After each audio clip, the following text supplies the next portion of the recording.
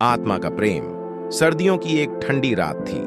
आसमान में बादल घिरे हुए थे और हल्की हल्की ठंडी हवा चल रही थी।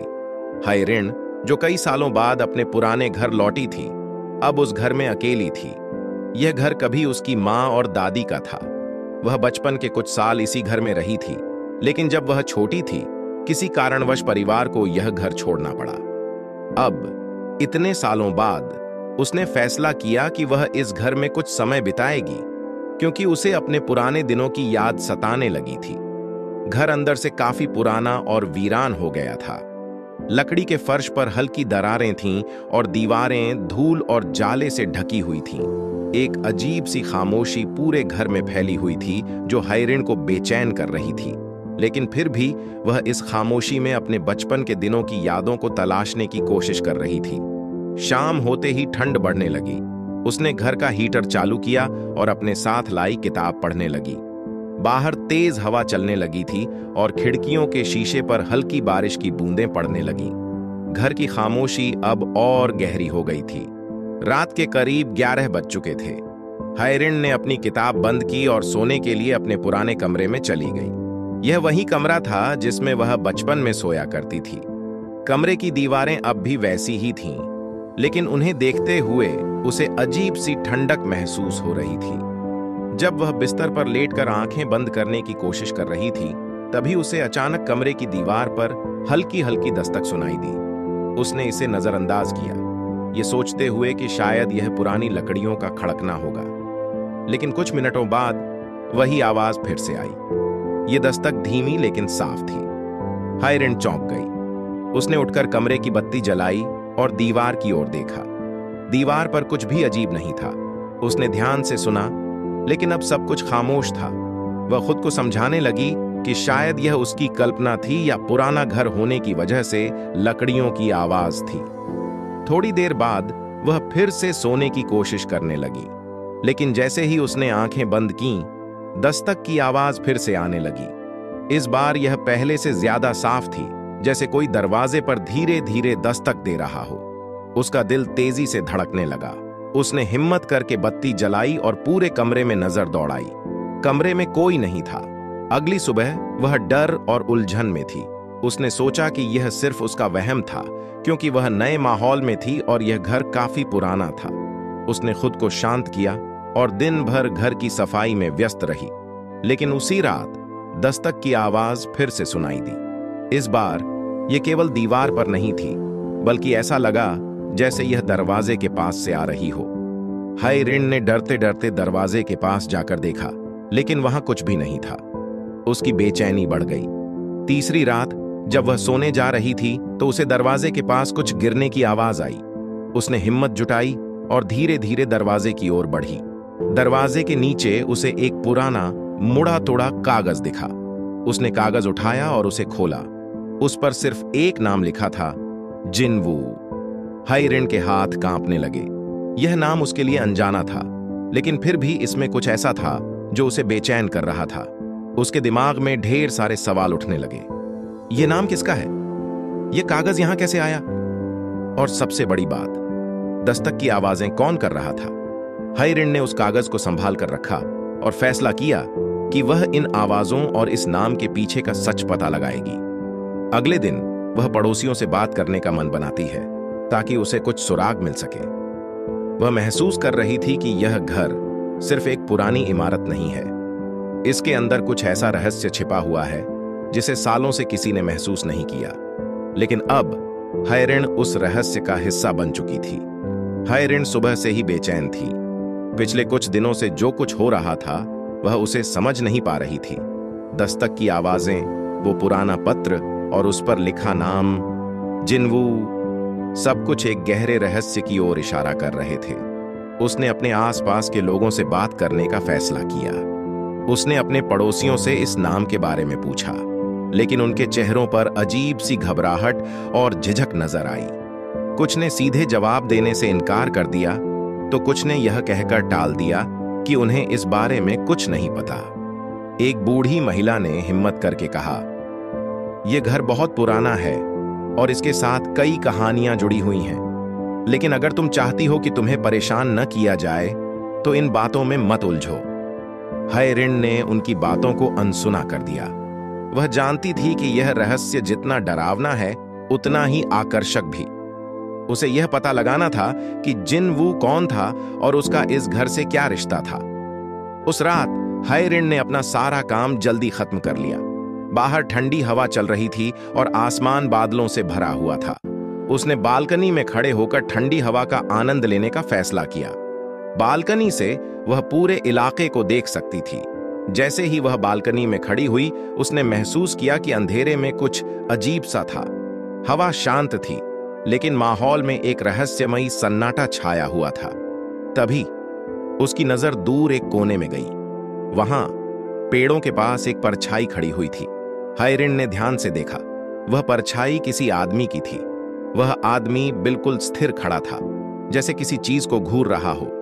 हाय ऋण को लगा कि वह उसकी ही ओर देख रहा है। उसका दिल तेजी से धड़कने लगा। वह अंदर भागने का मन कर रही थी, लेकिन उसकी जिज्ञासा ने उसे रोक लिया। कुछ देर तक वह परछाई को देखती रही, लेकिन फिर अचानक वह गायब हो गई। ऐसा लगा जैसे वहां कुछ था ही नहीं। हाय ऋण डर के मारे जल्दी से अंदर चली गई और दरवाजा बंद कर दिया। अगले दिन हाय ऋण ने तय किया कि वह इस घर को अच्छे से खंगालेगी। उसे यकीन था कि इस घर में कुछ ऐसा छिपा हुआ है जो इन अजीब घटनाओं से जुड़ा हुआ है। हाय ऋण अपने कमरे में बैठी थी। उसके हाथों में वह पुरानी तस्वीर थी जिसमें जिनवू की परछाई थी। तस्वीर के पीछे लिखे शब्द उसके दिमाग में घूम रहे थे। मैंने इंतजार किया, लेकिन तुम वापस नहीं आई।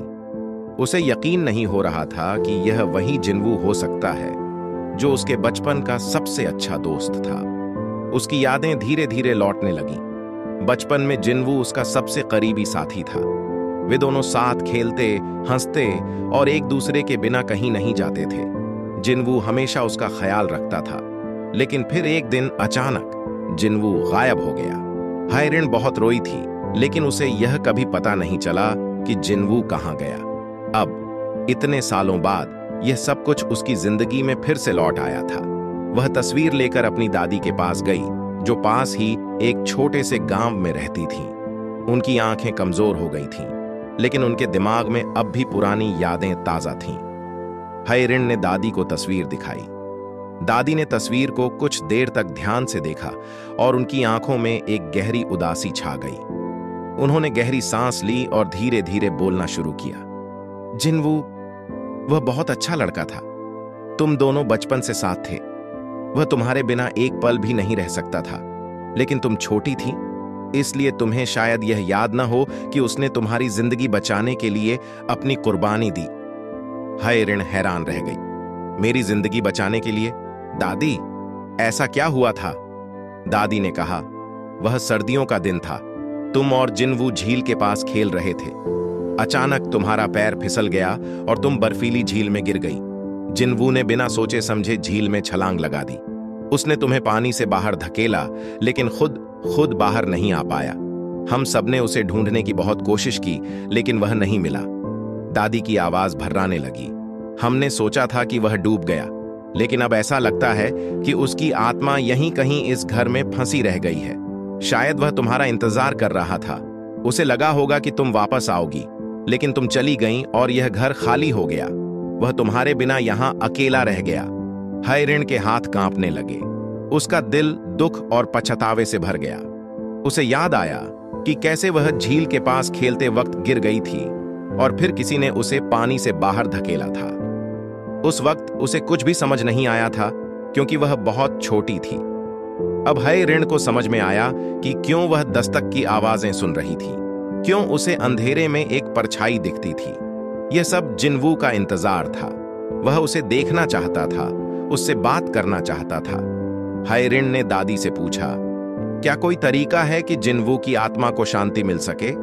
दादी ने सिर झुकाते हुए कहा, आत्माओं को तभी शांति मिलती है जब उनकी अधूरी इच्छाएं पूरी होती हैं। शायद जिनवू का इंतजार यही है कि तुम उसे पहचानो, उसे याद करो और उसे यह भरोसा दिलाओ कि तुम उसे भूली नहीं हो।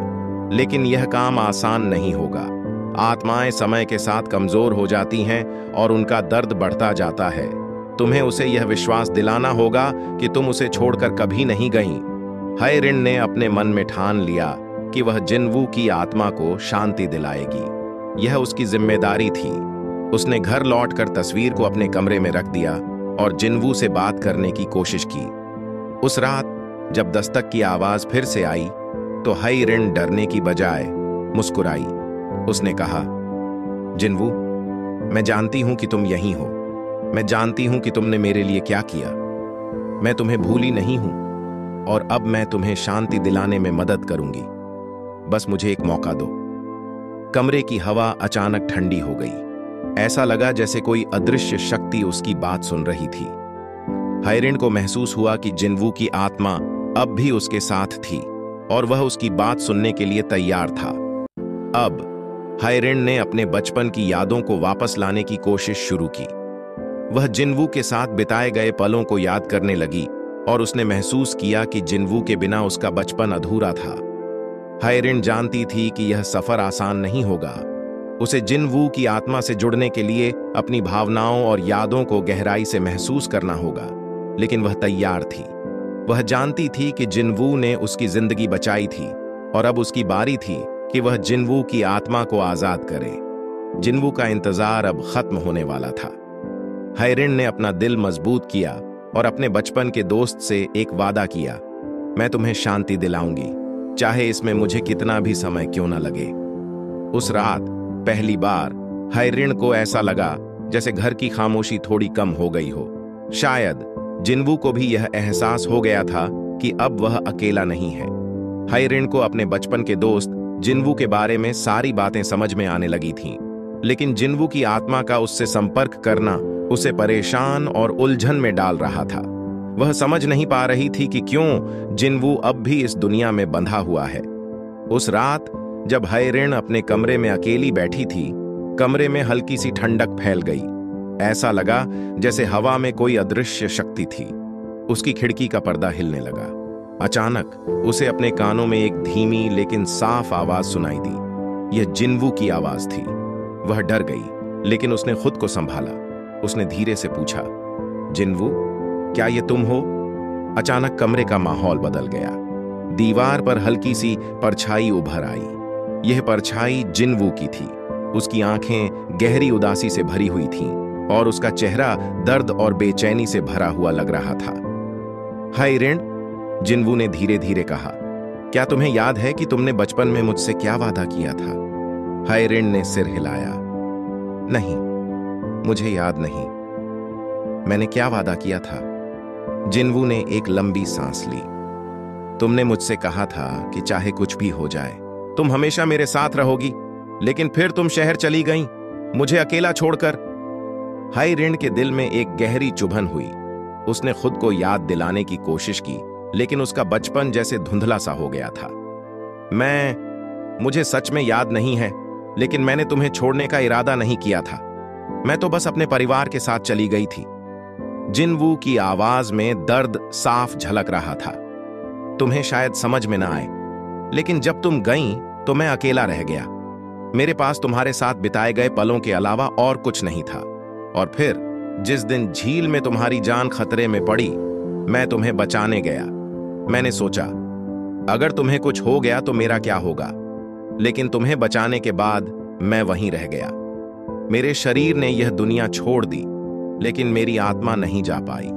मैं यहीं फंस गया, हाय रिन, और मैं तब तक चैन नहीं पा सकता जब तक तुम मेरे दर्द को नहीं समझोगी। हाय रिन की आंखों में आंसू आ गए। उसे पहली बार एहसास हुआ कि जिनवू ने उसके लिए कितना बड़ा बलिदान दिया था। उसने उसकी जान बचाने के लिए अपनी जिंदगी कुर्बान कर दी, लेकिन वह कभी समझ नहीं पाई कि जिनवू के दिल में उसके लिए कितनी गहरी भावनाएं थीं। मुझे माफ कर दो, जिनवू। मैं सच में यह सब नहीं जानती थी। अगर मुझे पता होता कि तुम्हारे दिल में क्या था, तो मैं कभी तुम्हें अकेला नहीं छोड़ती। जिनवू ने गहरी नजरों से उसकी तरफ देखा। मैंने तुम्हें कभी दोष नहीं दिया, हाय रिन, लेकिन मैं चाहता हूं कि तुम जानो कि मेरे दिल में तुम्हारे लिए क्या था। मैं चाहता था कि तुम मेरी भावनाओं को समझो, लेकिन मेरे जाने से पहले मैं तुम्हें यह नहीं कह पाया। और अब मेरी आत्मा इस घर में बंध गई है, तुम्हारे साथ वह अधूरा सच बांध कर जो मैं कभी कह नहीं पाया। हायरिन ने अपनी आंखें पोंछीं। उसे लगा कि वह जिनवू के लिए कुछ भी कर सकती है। उसने कहा, मैं तुम्हारी आत्मा को चैन दिलाना चाहती हूं। मुझे बताओ कि मैं क्या कर सकती हूं। तुम्हारी अधूरी कहानी को पूरा करने के लिए मैं कुछ भी करने को तैयार हूं। जिनवू ने हायरिन से कहा, सबसे पहले तुम्हें अपनी यादों को गहराई से महसूस करना होगा। उन पलों को फिर से जीना होगा जब हम साथ थे। मेरे दिल में जो भावनाएं थीं, उन्हें महसूस करो। तभी तुम्हें समझ आएगा कि मेरी आत्मा क्यों बंधी हुई है। हायरिन ने अगले कुछ दिनों में अपने बचपन की यादों को ताजा करने की कोशिश की। वह झील के पास गई, जहां वह और जिनवू खेलते थे। उसने झील के ठंडे पानी को छुआ और उसे याद आया कि कैसे वह जिनवू के साथ वहां बैठकर घंटों बातें करती थी। उसने वह पुराना पेड़ देखा जिसके नीचे वे दोनों खेला करते थे। धीरे धीरे उसकी यादों में वह पल उभरने लगे जब उसने जिनवू से कहा था, मैं हमेशा तुम्हारे साथ रहूंगी। अब उसे समझ में आया कि वह वादा कितना गहरा था। जिनवू ने उसके वादे को अपने दिल में सहेज लिया था, लेकिन वह खुद अपने जीवन की उलझनों में फंसकर उसे भूल गई थी। हायरिन ने जिनवू से कहा, तुम्हारी आत्मा को चैन तभी मिलेगा जब मैं अपने दिल से तुम्हें यह विश्वास दिलाऊं कि मैं तुम्हें कभी भूल नहीं पाई। मैं हमेशा तुम्हारी कदर करती हूं और तुम्हारे बलिदान को समझती हूं, और मैं यह वादा करती हूं कि तुम्हारी यादें हमेशा मेरे साथ रहेंगी। उस रात हायरिन ने जिनवू की तस्वीर को अपने पास रखा और उसकी आत्मा से एक बार फिर बात की। उसने कहा, तुम्हारा प्यार सच्चा था जिनवू, और मैं इसे कभी नहीं भूलूंगी। अब मैं चाहती हूं कि तुम शांति पाओ। मैं हमेशा तुम्हारी दोस्त रहूंगी, चाहे तुम कहीं भी हो। कमरे की ठंडक धीरे धीरे गायब होने लगी। ऐसा लगा जैसे जिनवू की आत्मा ने उसकी बात सुन ली हो। उसकी परछाई दीवार से फीकी पड़ने लगी और एक हल्की सी चमक कमरे में फैल गई। हायरिन को लगा जैसे उसका दिल अब हल्का हो गया है। जिनवू की आत्मा को आखिरकार शांति मिल गई थी, लेकिन उसकी यादें हायरिन के साथ हमेशा रहेंगी। उसने फैसला किया कि वह अपने बचपन के दोस्त के बलिदान को हमेशा याद रखेगी और उसकी कहानी को दूसरों के साथ साझा करेगी। यह अनुभव हायरिन के लिए एक नई शुरुआत था। जिनवू ने उसे सिखाया था कि प्यार सच्चा हो तो यह आत्मा से जुड़ता है और उसे शांति देता है। हायरिन के दिल में एक गहरा दर्द था। जिनवू की अचानक मौत ने उसकी जिंदगी में एक ऐसा खालीपन छोड़ दिया था जिसे वह कभी भर नहीं पाई। लेकिन अब उसने तय कर लिया था कि वह इस अधूरी कहानी को खत्म करेगी। उसे यकीन था कि जिनवू की आत्मा को शांति नहीं मिली है। यही सोचकर वह उस झील के किनारे पहुंचती है जहां जिनवू की जिंदगी का आखिरी पल बीता था। झील के पास पहुंचते ही हायरिन का दिल तेजी से धड़कने लगा। यह वही जगह थी जहां वह और जिनवू अक्सर मिलते थे। दोनों घंटों बैठकर बातें करते, सपने बुनते और एक दूसरे का साथ महसूस करते थे। लेकिन आज यह जगह वीरान और खामोश थी। झील का पानी ठहरा हुआ था, जैसे उसकी गहराई में कोई दर्द छुपा हो। हवा में एक अजीब सी ठंडक थी जो हायरिन के दिल को और भारी कर रही थी। हायरिन झील के किनारे बैठ गई। उसके दिमाग में जिनवू के साथ बिताए हुए पल घूमने लगे। उसने अपने आप से कहा, अगर मैं उस दिन तुम्हें रोक पाती तो शायद आज तुम मेरे साथ होते। उसे याद आया कि जिनवू अक्सर कहता था कि वह इस दुनिया में खुद को अकेला महसूस करता है। वह हमेशा दूसरों के लिए जीता रहा, लेकिन खुद के लिए कभी कुछ नहीं किया। उसे जिनवू के आखिरी शब्द याद नहीं थे। वह समझ नहीं पा रही थी कि उसके जाने के बाद वह क्या कहना चाहता था, लेकिन उसे यकीन था कि इस झील के पास कोई न कोई सुराग जरूर होगा जो जिनवू की आत्मा को शांति देने में मदद करेगा। झील के पास बैठकर हायरिन ने खुद से पूछा, मैं यहां क्यों आई हूं? क्या मैं सच में कुछ बदल सकती हूं? उसे इस बात का डर था कि अगर वह सच का सामना करेगी तो शायद वह उस दर्द को फिर से महसूस करेगी जिसे उसने बड़ी मुश्किल से भुलाने की कोशिश की थी। लेकिन वह जानती थी कि यह उसकी जिम्मेदारी है। अगर वह अपने प्यार को सच्चा मानती है तो उसे खुद से लड़ना होगा। उसने झील के ठहरे पानी में झांका। पानी में उसे अपना अक्स दिखाई दिया, लेकिन जैसे ही उसने गौर से देखा, उसे ऐसा लगा जैसे कोई परछाई उसकी तरफ देख रही है। अचानक हवा में एक धीमी सी आवाज गूंजने लगी। यह आवाज उसे जानी पहचानी लगी। यह जिनवू की आवाज थी। वह चौंक गई और चारों ओर देखने लगी, लेकिन वहां कोई नहीं था। उसकी आंखों में आंसू आ गए। आवाज धीमे से कह रही थी, हाय ऋण, मैं यहां हूं। हाय ऋण को यकीन नहीं हुआ। उसने साहस जुटाकर पूछा, जिनवू, क्या तुम सच में हो? क्या तुम मुझे कुछ कहना चाहते हो? आवाज ने जवाब दिया, मैंने तुम्हें कभी बताया नहीं, लेकिन तुम मेरी जिंदगी का सबसे खूबसूरत हिस्सा थी। मैं चाहता था कि तुम हमेशा खुश रहो, लेकिन मैंने अपनी कमजोरियों की वजह से तुम्हें अकेला छोड़ दिया। हाय ऋण की आंखों से आंसू बहने लगे। उसने कहा, तुम क्यों चले गए? मैंने हमेशा तुम्हारे साथ रहने की कोशिश की, लेकिन तुमने मुझे क्यों दूर कर दिया? आवाज ने जवाब दिया, यह मेरी गलती थी। मैंने खुद को इतना कमजोर महसूस किया कि तुम्हारा प्यार भी मुझे संभाल नहीं पाया। लेकिन अब मैं चाहता हूं कि तुम मुझे माफ कर दो और आगे बढ़ो। हाय ऋण का दिल भारी हो गया। उसने महसूस किया कि वह अब तक जिनवू को जाने नहीं दे पाई थी। वह हर पल उसके बारे में सोचती रही, खुद को दोषी मानती रही। हाय ऋण ने झील की ओर देखा और कहा, जिनवू, मैं तुम्हें माफ करती हूं और मैं खुद को भी माफ करती हूं। मैं वादा करती हूं कि मैं तुम्हारी यादों को अपने दिल में रखकर आगे बढ़ूंगी। यह कहते ही झील का पानी धीरे धीरे चमकने लगा। ऐसा लगा जैसे जिनवू की आत्मा को शांति मिल गई हो।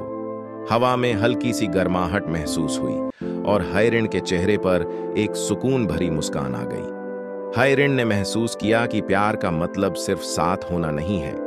सच्चा प्यार वह है जो हमें अपने डर का सामना करने और आगे बढ़ने की ताकत देता है। उसने झील से विदा ली, लेकिन इस बार वह खुद को हल्का और आजाद महसूस कर रही थी। उसने जिनवू से सीखा कि हर रिश्ता हमें कुछ सिखाने के लिए आता है। उसने तय किया कि अब वह अपनी जिंदगी को पूरी तरह जिएगी और जिनवू की यादों को अपनी ताकत बनाएगी। झील का किनारा अब भी वहीं था, लेकिन हाय ऋण बदल चुकी थी।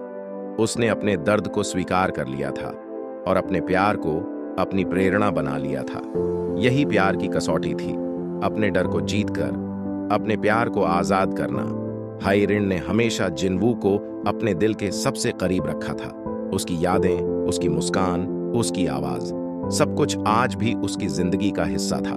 लेकिन जब उसे पता चला कि जिनवू की आत्मा इस दुनिया में अटकी हुई है, तो उसने तय कर लिया कि वह जो भी करना पड़े उसे शांति दिलाएगी। एक रात हाय ऋण ने एक सपने में जिनवू की आत्मा को देखा। वह हल्की सी रोशनी में लिपटा हुआ था, लेकिन उसके चेहरे पर बेचैनी थी। उसने धीरे से कहा, हाय ऋण, मैं अब भी यहां हूं। तुम्हारा प्यार मुझे इस दुनिया में बांधे हुए है। हाय ऋण ने हैरानी से पूछा, लेकिन यह तो अच्छी बात है ना? मैं हमेशा तुम्हें अपने साथ रखना चाहती हूं। जिनवू ने जवाब दिया, नहीं हाय ऋण, प्यार का मतलब साथ बांधना नहीं है।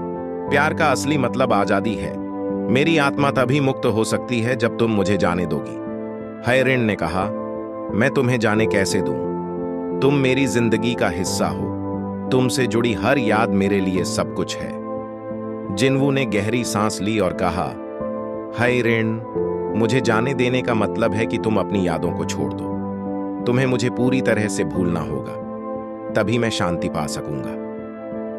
यह सुनकर हाय ऋण का दिल टूट गया। जिनवू से जुड़ी यादें ही उसकी जिंदगी की सबसे कीमती चीज थीं। हर खुशी, हर दर्द, हर पल जो उन्होंने साथ बिताया था, वह सब कुछ उसकी आत्मा में बसा हुआ था। लेकिन उसने जिनवू की बेचैनी देखी। उसने महसूस किया कि उसका प्यार अगर सच्चा है तो उसे यह बलिदान देना होगा। अगली रात हाय ऋण झील के किनारे गई। यह वही जगह थी जहां वह और जिनवू पहली बार मिले थे। वहां हवा में एक अजीब सी शांति थी। अचानक जिनवू की आत्मा प्रकट हुई। वह अब भी वहीं दिखता था, वैसा ही जैसा हाय ऋण ने उसे याद किया था। उसकी आंखों में वही गहराई थी, लेकिन इस बार उसके चेहरे पर एक अजीब सा दर्द था। जिनवू ने कहा, तुमने मुझे बुलाया हाय ऋण? हाय ऋण ने उसकी ओर देखा और कहा, हाँ, मैंने फैसला कर लिया है। अगर तुम्हें शांति तभी मिलेगी जब मैं तुम्हें भूल जाऊं, तो मैं यह बलिदान देने के लिए तैयार हूं। हाय ऋण ने महसूस किया कि यह पल कितना कठिन था। जिनवू उसके पास आया और उसका हाथ पकड़ लिया। क्या तुम सच में यह कर पाओगी? जिन्वू ने पूछा। हाय ऋण ने आंसू भरी आंखों से कहा, अगर यह तुम्हारी खुशी के लिए है तो मैं सब कुछ कर सकती हूं। जिन्वू ने हाय ऋण को गले लगाया। यह गले लगाना उनका आखिरी स्पर्श था। दोनों की आंखों से आंसू बह रहे थे, लेकिन उनके दिलों में शांति थी। जिन्वू ने कहा, यह प्रक्रिया आसान नहीं होगी। तुम्हें हर उस याद को छोड़ना होगा जो हमारे बीच की है। तुम्हारे दिल से, तुम्हारे दिमाग से सब कुछ गायब हो जाएगा। हाय ऋण ने कहा, मैं तैयार हूं। जिन्वू ने धीरे धीरे अपनी आत्मा की रोशनी को हाय ऋण के चारों ओर फैलाया। ये रोशनी उसके दिमाग और दिल में छिपी हर याद को धीरे धीरे मिटा रही थी। हाय ऋण ने महसूस किया कि वह जिन्वू के साथ बिताए हर पल को खोती जा रही है। पहली मुलाकात, पहली मुस्कान, हाय ऋण को यकीन नहीं हुआ। उसने साहस जुटाकर पूछा, जिन्वू, क्या तुम सच में हो? क्या तुम मुझे कुछ कहना चाहते हो? आवाज ने जवाब दिया, मैंने तुम्हें कभी बताया नहीं, लेकिन तुम मेरी जिंदगी का सबसे खूबसूरत हिस्सा थी। मैं चाहता था कि तुम हमेशा खुश रहो, लेकिन मैंने अपनी कमजोरियों की वजह से तुम्हें अकेला छोड़ दिया। हाय ऋण की आंखों से आंसू बहने लगे। उसने कहा, तुम क्यों चले गए? मैंने हमेशा तुम्हारे साथ रहने की कोशिश की, लेकिन तुमने मुझे क्यों दूर कर दिया? आवाज ने जवाब दिया, यह मेरी गलती थी। मैंने खुद को इतना कमजोर महसूस किया कि तुम्हारा प्यार भी मुझे संभाल नहीं पाया। लेकिन अब मैं चाहता हूं कि तुम मुझे माफ कर दो और आगे बढ़ो। हाय ऋण का दिल भारी हो गया। उसने महसूस किया कि वह अब तक जिन्वू को जाने नहीं दे पाई थी। वह हर पल उसके बारे में सोचती रही, खुद को दोषी मानती रही। हाय ऋण ने झील की ओर देखा और कहा, जिन्वू, मैं तुम्हें माफ करती हूं और मैं खुद को भी माफ करती हूं। मैं वादा करती हूं कि मैं तुम्हारी यादों को अपने दिल में रखकर आगे बढ़ूंगी। यह कहते ही झील का पानी धीरे धीरे चमकने लगा। ऐसा लगा जैसे जिन्वू की आत्मा को शांति मिल गई हो। हवा में हल्की सी गर्माहट महसूस हुई और हाय ऋण के चेहरे पर एक सुकून भरी मुस्कान आ गई। हाय ऋण ने महसूस किया कि प्यार का मतलब सिर्फ साथ होना नहीं है। सच्चा प्यार वह है जो हमें अपने डर का सामना करने और आगे बढ़ने की ताकत देता है। उसने झील से विदा ली, लेकिन इस बार वह खुद को हल्का और आजाद महसूस कर रही थी। उसने जिन्वू से सीखा कि हर रिश्ता हमें कुछ सिखाने के लिए आता है। उसने तय किया कि अब वह अपनी जिंदगी को पूरी तरह जिएगी और जिन्वू की यादों को अपनी ताकत बनाएगी। झील का किनारा अब भी वही था, लेकिन हाय ऋण बदल चुकी थी। उसने अपने दर्द को स्वीकार कर लिया था और अपने प्यार को अपनी प्रेरणा बना लिया था। यही प्यार की कसौटी थी, अपने डर को जीतकर अपने प्यार को आजाद करना। हाय ऋण ने हमेशा जिन्वू को अपने दिल के सबसे करीब रखा था। उसकी यादें, उसकी मुस्कान, उसकी आवाज, सब कुछ आज भी उसकी जिंदगी का हिस्सा था। लेकिन जब उसे पता चला कि जिन्वू की आत्मा इस दुनिया में अटकी हुई है, तो उसने तय कर लिया कि वह जो भी करना पड़े उसे शांति दिलाएगी। एक रात हाय ऋण ने एक सपने में जिन्वू की आत्मा को देखा। वह हल्की सी रोशनी में लिपटा हुआ था, लेकिन उसके चेहरे पर बेचैनी थी। उसने धीरे से कहा, हाय ऋण, मैं अब भी यहां हूं। तुम्हारा प्यार मुझे इस दुनिया में बांधे हुए है। हाय ऋण ने हैरानी से पूछा, लेकिन यह तो अच्छी बात है ना? मैं हमेशा तुम्हें अपने साथ रखना चाहती हूं। जिन्वू ने जवाब दिया, नहीं हाय ऋण, प्यार का मतलब साथ बांधना नहीं है। प्यार का असली मतलब आजादी है। मेरी आत्मा तभी मुक्त हो सकती है जब तुम मुझे जाने दोगी। हाय ऋण ने कहा, मैं तुम्हें जाने कैसे दूं?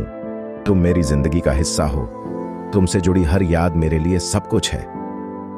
जिन्वू ने गहरी सांस ली और कहा, हाय ऋण, मुझे जाने देने का मतलब है कि तुम अपनी यादों को छोड़ दो। तुम्हें मुझे पूरी तरह से भूलना होगा, तभी मैं शांति पा सकूंगा। यह सुनकर हाय ऋण का दिल टूट गया। जिन्वू से जुड़ी यादें ही उसकी जिंदगी की सबसे कीमती चीज थीं। हर खुशी, हर दर्द, हर पल जो उन्होंने साथ बिताया था, वह सब कुछ उसकी आत्मा में बसा हुआ था। लेकिन उसने जिन्वू की बेचैनी देखी। उसने महसूस किया कि उसका प्यार अगर सच्चा है तो उसे यह बलिदान देना होगा। अगली रात हाय ऋण झील के किनारे गई। यह वही जगह थी जहां वह और जिन्वू पहली बार मिले थे। वहां हवा में एक अजीब सी शांति थी। अचानक जिन्वू की आत्मा प्रकट हुई। वह अब भी वहीं दिखता था, वैसा ही जैसा हायरिन ने उसे याद किया था। उसकी आंखों में वही गहराई थी, लेकिन इस बार उसके चेहरे पर एक अजीब सा दर्द था। जिन्वू ने कहा, तुमने मुझे बुलाया हायरिन? हायरिन ने उसकी ओर देखा और कहा, हाँ, मैंने फैसला कर लिया है। अगर तुम्हें शांति तभी मिलेगी जब मैं तुम्हें भूल जाऊं, तो मैं यह बलिदान देने के लिए तैयार हूं। हायरिन ने महसूस किया कि यह पल कितना कठिन था। जिन्वू उसके पास आया और उसका हाथ पकड़ लिया। क्या तुम सच में यह कर पाओगी? जिन्वू ने पूछा। हायरिन ने आंसू भरी आंखों से कहा, अगर यह तुम्हारी खुशी के लिए है तो मैं सब कुछ कर सकती हूं। जिन्वू ने हायरिन को गले लगाया। यह गले लगाना उनका आखिरी स्पर्श था। दोनों की आंखों से आंसू बह रहे थे, लेकिन उनके दिलों में शांति थी। जिन्वू ने कहा, यह प्रक्रिया आसान नहीं होगी। तुम्हें हर उस याद को छोड़ना होगा जो हमारे बीच की है। तुम्हारे दिल से, तुम्हारे दिमाग से सब कुछ गायब हो जाएगा। हायरिन ने कहा, मैं तैयार हूं। जिन्वू ने धीरे धीरे अपनी आत्मा की रोशनी को हायरिन के चारों ओर फैलाया। यह रोशनी उसके दिमाग और दिल में छिपी हर याद को धीरे धीरे मिटा रही थी। हायरिन ने महसूस किया कि वह जिन्वू के साथ बिताए हर पल को खोती जा रही है। पहली मुलाकात, पहली मुस्कान, उनकी बातचीत, उनके सपने, सब कुछ धुंधला हो रहा था। जैसे ही आखिरी याद मिट गई, जिन्वू की आत्मा हल्की होती गई। उसने हायरिन की ओर देखा, जिसने अब उसे पूरी तरह से भूल चुका था। जिन्वू ने मुस्कुराते हुए कहा, अब मैं मुक्त हूं। तुम्हारा प्यार हमेशा मेरे साथ रहेगा, भले ही तुम्हें यह याद न हो। उसकी आत्मा एक चमकदार रोशनी में बदल गई और धीरे धीरे आसमान में विलीन हो गई। हायरिन अब झील के किनारे अकेली खड़ी थी। उसे नहीं पता था कि वह वहां क्यों आई थी। उसकी आंखों में एक अजीब सी शांति थी, लेकिन उसका दिल हल्का लग रहा था। उसे यह याद नहीं था कि उसने क्या खोया, लेकिन उसने महसूस किया कि वह अब एक नई शुरुआत के लिए तैयार है। हायरिन ने यह सीखा, भले ही उसे याद न हो, कि सच्चा प्यार सिर्फ साथ रहने का नाम नहीं है। कभी कभी प्यार में जाने देना ही सबसे बड़ा बलिदान होता है। झील की हवा में अब भी एक मिठास थी, जैसे जिन्वू की आत्मा ने उसे आशीर्वाद दिया हो। हायरिन अब अपनी जिंदगी में आगे बढ़ने के लिए तैयार थी, एक नई उम्मीद के साथ। यह बलिदान, यह त्याग, हायरिन और जिन्वू की कहानी का सबसे बड़ा संदेश था।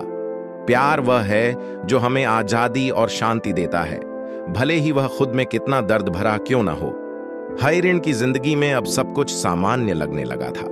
वह अपने छोटे से अपार्टमेंट में अकेली रहती थी, लेकिन अब उसे उस अकेलेपन से डर नहीं लगता था। उसे याद नहीं था कि उसने अतीत में क्या खोया था, पर उसके दिल में एक अजीब सी शांति थी। उसकी सुबहें अब एक नई रोशनी के साथ शुरू होती थीं। हर दिन जब वह खिड़की खोलती तो सूरज की पहली किरण उसके चेहरे को हल्के से छूती। वह मुस्कुराती, जैसे सूरज उससे कह रहा हो कि यह एक नई शुरुआत है। एक दिन मौसम अचानक बदल गया। आसमान में बादल घिराए और हल्की बारिश शुरू हो गई। बारिश की बूंदों की आवाज ने हायरिन को बालकनी में खींच लिया। उसने अपनी बालकनी के कोने में रखी पुरानी कुर्सी खींची और उस पर बैठ गई। बारिश की हर बूंद उसे किसी अनजानी खुशी का एहसास दिला रही थी। वह आसमान की ओर देखती और हल्की सी मुस्कान उसके चेहरे पर आ जाती। उसे नहीं पता था कि वह क्यों मुस्कुरा रही है, पर वह पल उसके लिए बेहद खास था। जब वह बालकनी में बैठी थी, उसे ऐसा महसूस हुआ जैसे कोई उसे देख रहा हो। यह एहसास डरावना नहीं था, बल्कि सुकून देने वाला था। वह बालकनी की रेलिंग पर हाथ रखकर खड़ी हो गई और आसपास देखने लगी। उसे कोई नहीं दिखा, लेकिन हवा के एक हल्के झोंके ने उसके बालों को सहलाया, जैसे कोई पुरानी परछाई उसे याद दिला रही हो कि वह अकेली नहीं है। हायरिन ने अपनी आंखें बंद कर लीं। उसे लगा कि उसके दिल के अंदर कहीं कोई पुरानी याद सो रही है। वह यादें साफ नहीं थीं, बस धुंधले से कुछ दृश्य थे, किसी की हंसी, किसी की आवाज और किसी के साथ बिताए हुए पल। उसे नहीं पता था कि वह कौन था या वह पल कब का था, लेकिन हर बार जब वह बारिश में खड़ी होती, ये धुंधली यादें उसके मन में हलचल मचा देती।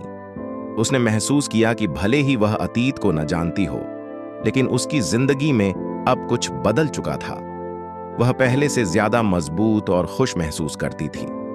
हर बार जब वह मुस्कुराती तो उसे लगता कि किसी ने उसे अंदर से सहारा दिया है। किसी ने उसे यह सिखाया है कि जिंदगी में आगे बढ़ने के लिए आपको अपने दर्द को जाने देना पड़ता है। हाय रिन ने महसूस किया कि बारिश उसके लिए एक खास साथी बन चुकी थी। जब भी वह गिरती, वह उसे अजीब सी खुशी और सुकून देती। वह बालकनी में बैठी घंटों आसमान को देखती रहती। एक दिन उसने खुद से कहा, शायद यह मेरी नई जिंदगी की शुरुआत है। अब हाय रिन की जिंदगी छोटी छोटी खुशियों से भर गई थी। वह सुबह सूरज की किरणों में अपने दिन की शुरुआत करती और शाम को चाय का कप लेकर अपनी बालकनी में बैठ जाती। उसने अपने लिए छोटे छोटे सपने देखना शुरू कर दिया था। उसने पास के पार्क में बच्चों को खेलते हुए देखकर सोचा कि वह भी बच्चों के लिए कुछ करेगी। उसने एक छोटे से एनजीओ में वॉलंटियर के तौर पर काम करना शुरू कर दिया। हर बार जब बारिश होती, हाय रिन को लगता कि कोई उसे देखने आ रहा है। वह अपनी बालकनी में बैठकर उन बूंदों को महसूस करती, जैसे वे उसे कोई संदेश दे रही हों। तुम अकेली नहीं हो। यह शब्द उसके दिल में गूंजते। उसने महसूस किया कि कोई ताकत उसे आगे बढ़ने का साहस दे रही है। हाय रिन की जिंदगी में अब किसी किस्म का कोई डर नहीं था। उसे यह एहसास हो चुका था कि खुशियां अतीत में नहीं, बल्कि वर्तमान में छिपी होती हैं। जब भी सूरज की किरणें उसे छूती या बारिश की बूंदें उसके चेहरे को भिगोती, वह मुस्कुराती। उसे लगता कि वह किसी से बात कर रही हो, किसी से जुड़ी हो। हाय रिन को यह याद नहीं था कि उसने क्या खोया है, लेकिन उसने यह जरूर सीखा कि जिंदगी में कुछ चीजें जाने देने से ही सुकून मिलता है। बारिश की बूंदें और सूरज की किरणें उसकी नई जिंदगी के साथी बन चुके थे, और हर बार जब वह बालकनी में बैठकर मुस्कुराती तो ऐसा लगता कि कोई पुरानी परछाई भी उसके साथ मुस्कुरा रही हो। उसके चेहरे पर शांति और उसके दिल में नयापन था। वह अब अपने जीवन में हर दिन को नए सूरज की किरण मानकर जीती थी। आपको कहानी कैसी लगी? कमेंट में जरूर बताना। इसी तरह की प्यार भरी स्टोरी देखने के लिए वीडियो को लाइक और चैनल को सब्सक्राइब करें।